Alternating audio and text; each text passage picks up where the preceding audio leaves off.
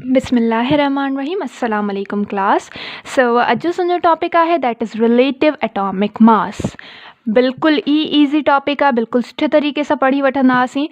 असां लाइ टर्म जेको आहे न अक्सर कंफ्यूजिंग हूंदी आहे, छाजी वजह सां, छो जो असांजे बुक में ही थोरो सो ट्रिकी तरीक़े सां लिखियलु आहे। मतिलबु तव्हां जेॾी महिल हिन टॉपिक खे पढ़ंदव न त तव्हांखे हिकिड़ो कंसेप्ट क्लियर कोन थींदो की बाबा हिते ॻाल्हि मतिलबु कीअं पई थिए, छा पई थिए। त इन करे थोरो सो असां हिन में कंफ्यूज़ हूंदा आहियूं।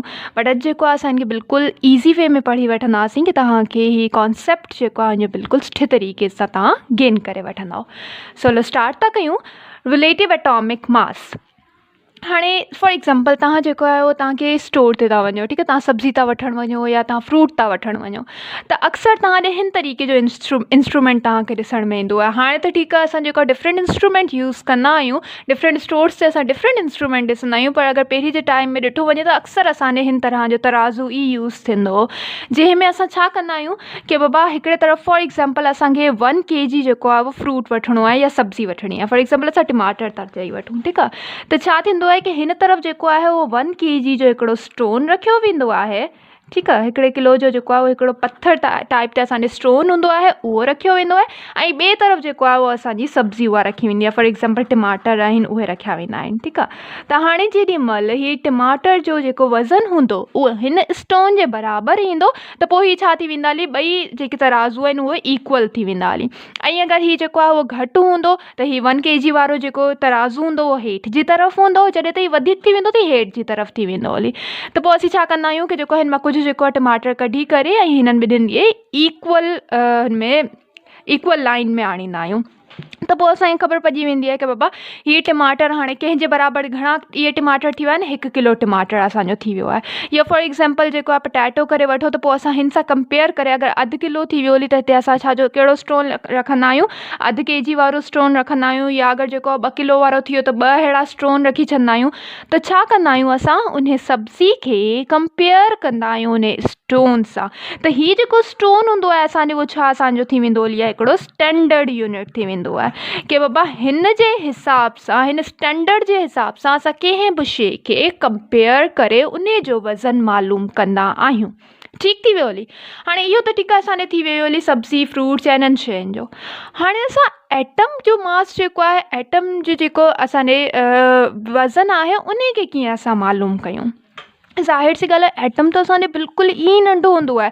अगरि असां हिकिड़े एटम जी ॻाल्हि था कयूं त हिकिड़े एटम में छा वज़न हूंदो, त इन एटम खे फाइंड करण लाइ ज़ाहिर सी ॻाल्हि आहे असां अहिड़े जेको स्टोन्स जो त यूज़ कोन कंदासीं न।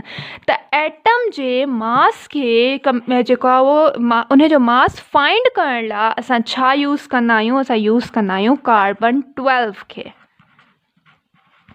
हाणे कार्बन 12, कार्बन असांजे छा हिकिड़ो एलिमेंट आहे, ठीकु आहे। हाणे हिनखे कार्बन 12 छाजी वजह सां पियो चयो वञे, छो जो असांखे ख़बर आहे कि कार्बन जो एटॉमिक मास छा हूंदो आहे, 12 हूंदो आहे, ठीकु आहे। मतिलबु हिन में 6 प्रोटॉन ऐं 6 न्यूट्रॉन मौजूदु हूंदा आहिनि।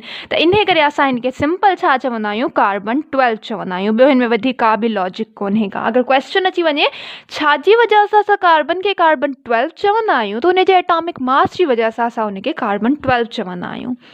त बेसिकली असांजे छा पियो थिए कि जेॾी महिल असांखे कंहिं बि एटम जो मास फाइंड करणो हूंदो त उन लाइ करे असां जेको आहे छा यूज़ कंदासीं, कार्बन 12 खे एज़ अ स्टैंडर्ड यूनिट इस्तेमालु कंदासीं। हाणे उहो कीअं थींदो, हलो सम्झी था वठूं कि बाबा ॾिसो, हाणे हिकिड़े तरफ़ सम्झो ही तव्हांजो आहे कार्बन 12। हाणे हिन कार्बन 12 खे, हूअं त तव्हां ॾे हिकिड़ो ही कार्बन 12 आहे, ठीकु आहे, हिकिड़ो कार्बन 12 आहे। हाणे हिन हिकिड़े कार्बन 12 खे तव्हां 12 हिस्सनि में कन्वर्ट करे छॾियो, छो जो असांखे ख़बर आहे कि असांजे हिन में मतिलबु घणो आहे, हिन जो एटॉमिक मास आहे 12 आहे। त हिन हिकिड़े कार्बन खे तव्हां जेको आहे उहो 12 इक्वल हिस्सनि में तब्दील करे छॾियो, ठीकु आहे। 1 ही 2 ही 3 ही 4 ही 5 ही 6 ही 7 ही 8 9 10 11 12। असां हिन कार्बन खे जेको आहे 12 हिस्सनि में तब्दील करे छॾियोसीं। हाणे तव्हां छा कंदो कि बाबा हिन तरफ़ को बि हिकिड़ो तव्हां जेको आहे उहो मास रखी वठो, जीअं फॉर एग्ज़ाम्पल असांखे ऑक्सीजन जो मास फाइंड करिणो आहे, ठीकु आहे। त हिते असां जेको आहे उहो ऑक्सीजन लिखी छॾियोसीं। ये असांजे छा आहे हिकिड़ो ऑक्सीजन जो एटम आहे। ठीकु आहे, ऑक्सीजन एलिमेंट असां रखी छॾियोसीं। हाणे असांखे हिन जो मास फाइंड करिणो आहे कि हिन जो मास घणो आहे। त असां छा कंदासीं कि हिन में जेको आहे कार्बन जा जेके आहिनि उहे जेके असांजा ही कार्बन जा असां हिनखे 12 हिस्सनि में तब्दील कयो आहे। हाणे इहे हिकु इन हर हिकु हिस्से खे छा चयो वेंबो आहे, हिकिड़ो यूनिट चयो वेंबो आहे। त इन हर हिकु यूनिट खे असां हिते प्लेस कंदा वेंदासीं। ही हिकिड़ो यूनिट कयोसीं 2 3 4 5 6 7 8 9 10 11 12। असां 12 हिन में यूनिट प्लेस कया जेके कार्बन जा, पर तॾहिं बि छा पियो थिए, हीउ जेको तराज़ू आहे उहो हेठि जी तरफ़ आहे ऐं हीउ मथे जी तरफ़ आहे। इन जो मतिलबु आहे कि ऑक्सीजन में कार्बन खां वधीक वज़न आहे, वधीक इन में जेको आहे मास आहे।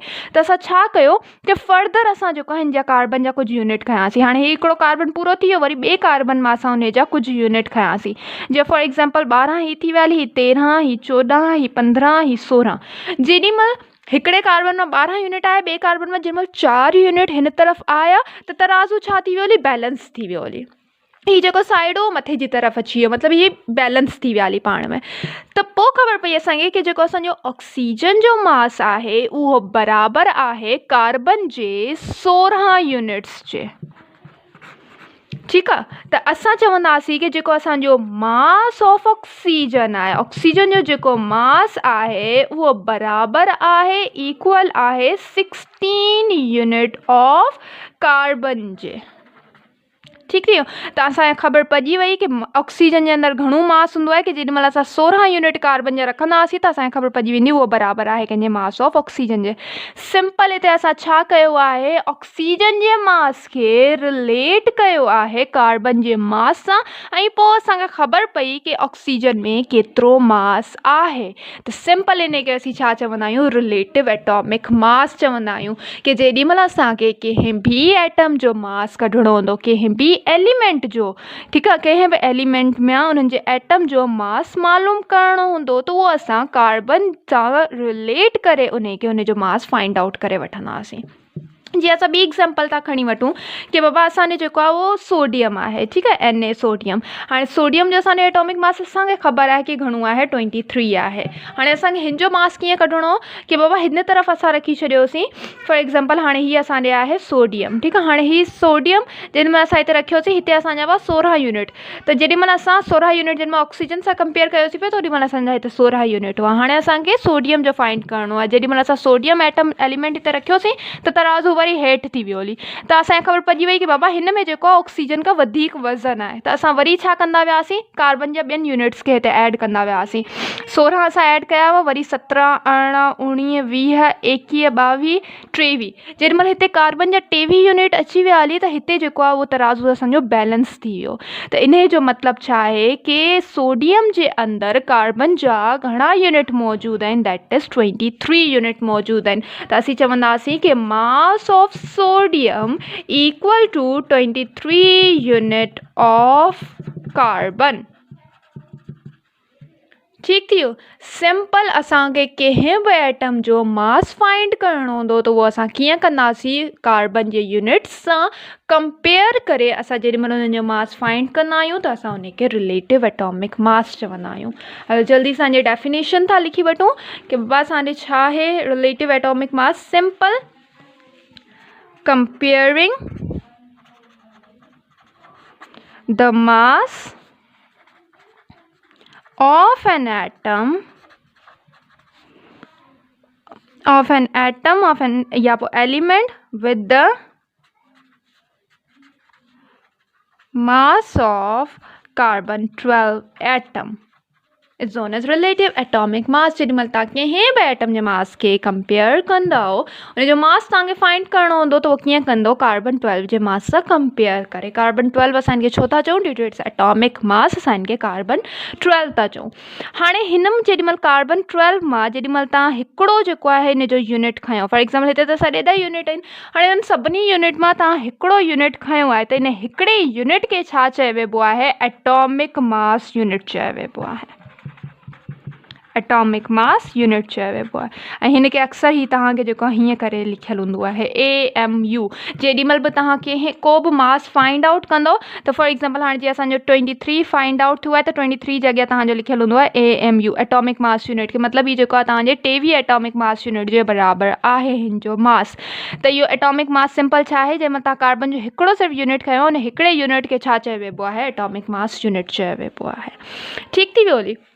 अक्सर जेको आहे तव्हांखे जेॾीमहिल बि तव्हां को बि फाइंड कंदा आहियो मास वग़ैरह त उहो जेको आहे तव्हांजो ईअं AMU लिखियलु हूंदो आहे। बट हाणे जेको आहे उहो असां जस्ट U भी यूज़ कंदा आहियूं ऐं U बराबरि आहे यूनिफाइड मास जे।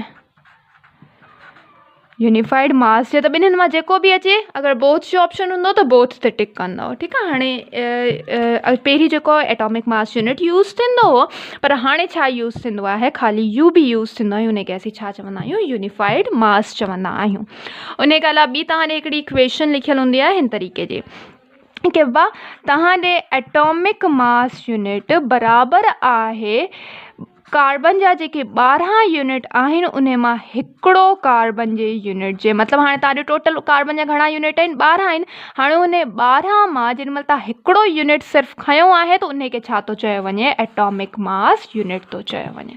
हिते असां छा सम्झोसीं कि बाबा जेॾीमहिल तव्हां हिननि 12 मां सिर्फ़ु हिकिड़ो खणंदव त उन हिकिड़े एटम हिनखे हिकिड़े यूनिट खे छा चयो वेंबो आहे, कार्बन जे एटॉमिक मास यूनिट चयो वेंबो आहे। सेम ईअं ई हिते हिन 1/12 जेॾीमहिल तव्हां 12 यूनिट्स मां सिर्फ़ु हिकिड़ो यूनिट खयो कार्बन जो त उनखे छा चयो वेंबो आहे, एटॉमिक मास यूनिट चयो वेंबो आहे। ठीकु थी वियो हली। सो बेसिकली इहो असांजे जेका टर्म हुई असांजे रिलेटिव एटॉमिक मास हुन जो बेसिकली मक़सदु इहो ई हो। हाणे असांजे बुक में थोरो सो ई जेको आहे उहो ट्रिकी लिखियलु आहे तॾहिं असां कंफ्यूज़ थी वेंदा हली, छो जो असांजे बुक में मेन फोकस हिन इक्वेशन ते ॾिनल आहे जॾहिं ते एक्सप्लेनेशन घटि आहे। बट आई होप हींअर बिल्कुलु तव्हां लाइ ईज़ी रहियो हूंदो। तव्हांखे इहो ई हूंदो कि हीअ त कोई एतिरो मुश्किल त टॉपिक हो ई कोन।